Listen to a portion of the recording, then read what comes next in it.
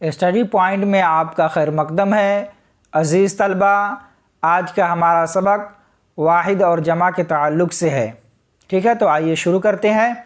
واحد کس کو کہتے ہیں اور جمع کس کو کہتے ہیں؟ پھر واحد اور جمع کو دیکھیں گے، واحد کتنے ہیں اور اس کتاب میں جمع کتنے ہیں اس کو دیکھیں گے۔ تو شروع کرتے ہیں۔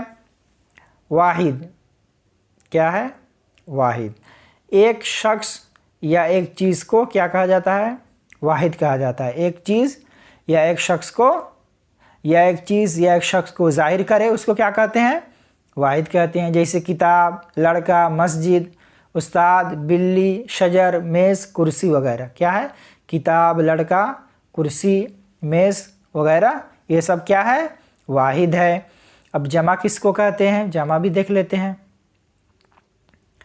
جمع ہے ایک سے زیادہ شخصوں یا چیزوں کو کیا کہتے ہیں؟ جمع کہتے ہیں۔ ایک سے زیادہ جو بھی چیز ہو یا شخص یا اس چیز کو ظاہر کرے ایک سے زیادہ کو تو وہ کیا ہے؟ جمع ہے۔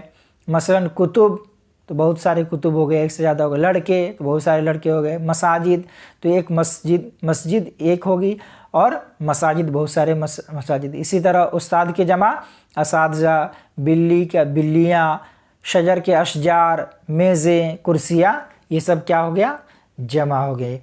اب تعریف کیا ہو گیا؟ ایک شخص یا ایک چیز کو واحد کہیں گے اور ایک سے زیادہ شخص یا ایک سے زیادہ چیز کو کیا کہیں گے؟ ہم جمع کہیں گے۔ واحد جمع دیکھ لیتے ہیں۔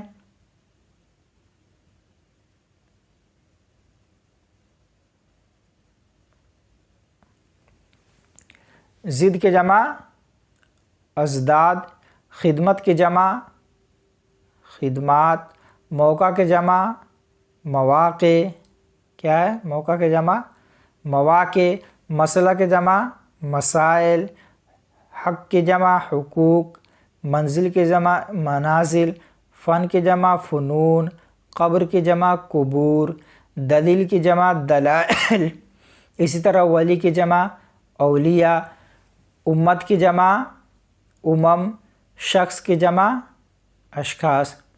آگے دیکھتے ہیں، آپ شیئر بھی کریں، لائک بھی کریں تاکہ اور لوگ بھی جڑیں۔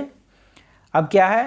ادب کی جمع آداب، صنف کی جمع اصناف، اسی طرح حقیقت کی جمع حقائق، عنصر کی جمع عناصر، حصہ کی جمع حصص، کیفیت کے جمع کیفیات، تخیل کی جمع تخیلات، غیر کے جمع اغیار، باب کے جمع ابواب، مقصد کے جمع مقاصد، فلک کا افلاک، شہید کا شہداء۔